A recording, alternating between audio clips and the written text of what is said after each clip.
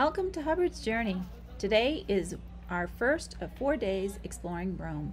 We arrived early this morning by cruise ship, and after we checked into our hotel room, we decided to do a little exploring of the surrounding areas. Unlike some of the other days, today we didn't schedule any tours, so we just went off and walked around. This was our first time in Rome, and I guess what amazed me the most was the juxtaposition of century-old buildings and history amongst other more modern shops and restaurants. We packed in as much as we could over the next few days, and still we ran out of time to see everything we wanted. But at least that gives us the opportunity to come back and see more. So come along with us as we explore Rome, Italy.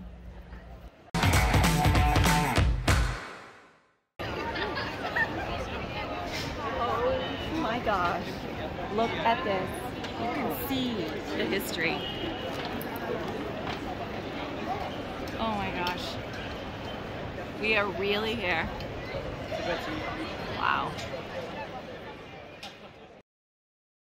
The Pantheon is one of the best preserved monuments of ancient Rome. Completed between 126 to 128 AD, it is unknown who designed it and how long the construction took due to the lack of written records. But the Pantheon was thought to have been built for the Roman gods. The Pantheon dome, made primarily from bricks and concrete, consists of 3 sections: a portico with granite columns, a massive domed tundra, and a rectangular area connecting the 2 other sections. Measuring 142 feet in diameter, the dome ceiling was the largest of its kind when built. And at the top of the dome there is an opening of 27 feet in width, and this opening not only lets in light, but also rain and other weather conditions as well. Today, the Pantheon not only is a tourist attraction, but continues to function as a church with a Catholic Mass. Unfortunately, we did not go back to go inside the Pantheon. That's something we would like to do at a later time. This is San Luigi dei Francesi.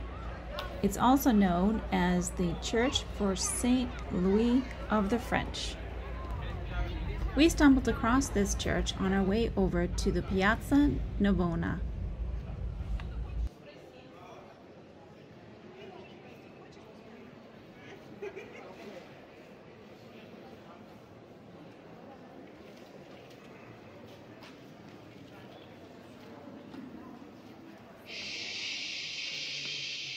Vi prego di mantenere silenzio per favore.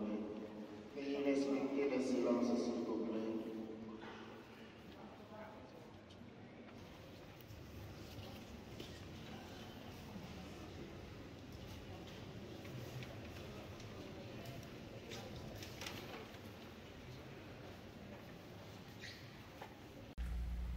This is the Piazza Navona, but it was originally the Stadium of Domitian, and in 86 AD it was used as athletic competitions and horse racing. The piazza has 3 fountains. In the center is the famous Fontana dei Quattro Fiumi, or the Fountain of 4 Rivers. At the southern end is the Fontana de Moro, and depicts a nautical scene with tritons, dolphins, and a conch shell. At the northern end of the piazza is the Fountain of Neptune. The Piazza Navona is a wonderful open public space to sit and observe the scenery and people watch. It's also interesting to know that the piazza, as well as its fountains, have been used in several movies. Along one side of the Piazza Navona is the Sant'Agnese and Agone.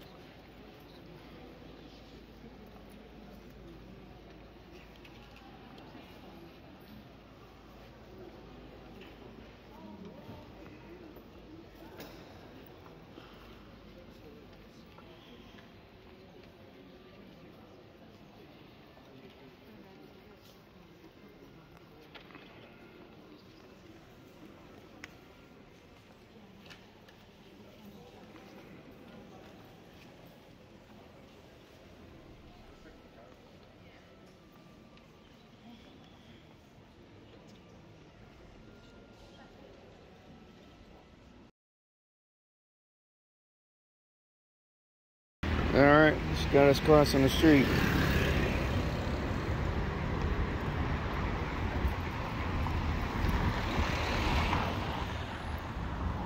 We're now headed over to the Piazza di Quirinal, and this is just an area where we were told from the hotel room owner that there was some really great views and you could see the Vatican far in the distance, so we were on a lookout for that.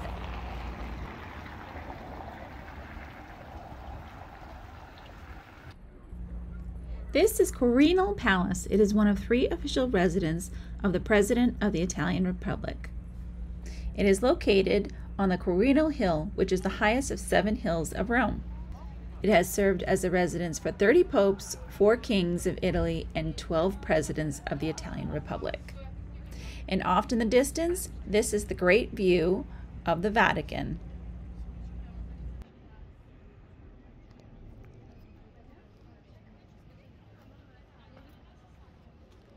All right, can you see the Vatican from there?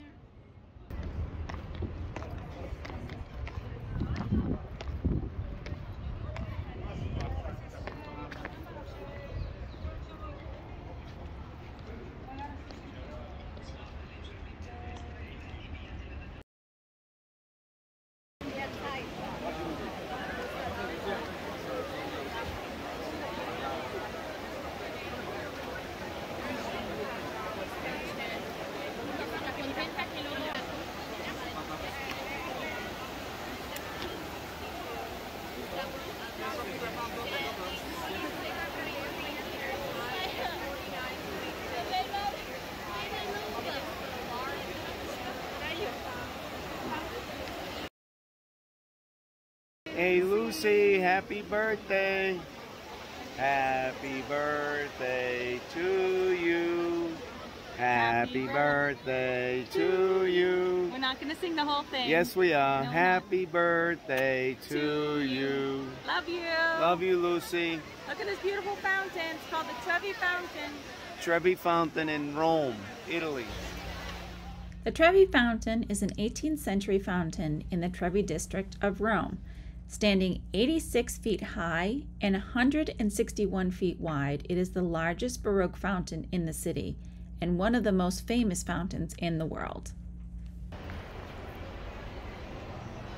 Ready? All right, let's go inside.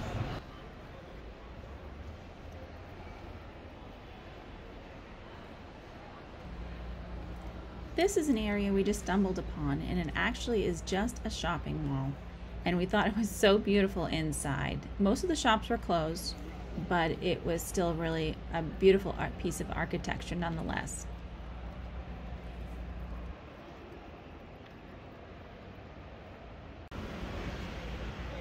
On the far end, we exited this shopping galleria to the Piazza Colonna.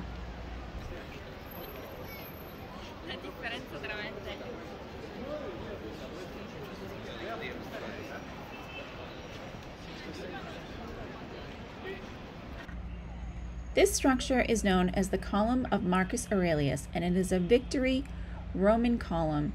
It is a Doric column with a spiral picture relief. On our way walking back towards the hotel, we came across some more Roman ruins. This is Largo di Torre Argentina. The ruins consist of 4 Roman temples and the Curia of Pompeii. It is also believed that Julius Caesar was assassinated in this square. And if you are a cat lover, you might actually see a few cats that call this their home. 1929 was the year that this area was excavated, and it is also the year that abandoned cats took refuge in the area. In 1993, the Torre Argentina Cat Sanctuary was established and still exists today. This is the Victor Emmanuel II National Monument, also known as the Vittoriano or the Altar of the Fatherland, and it was built between 1885 and 1935. It is an enormous structure, and the view from the top is spectacular.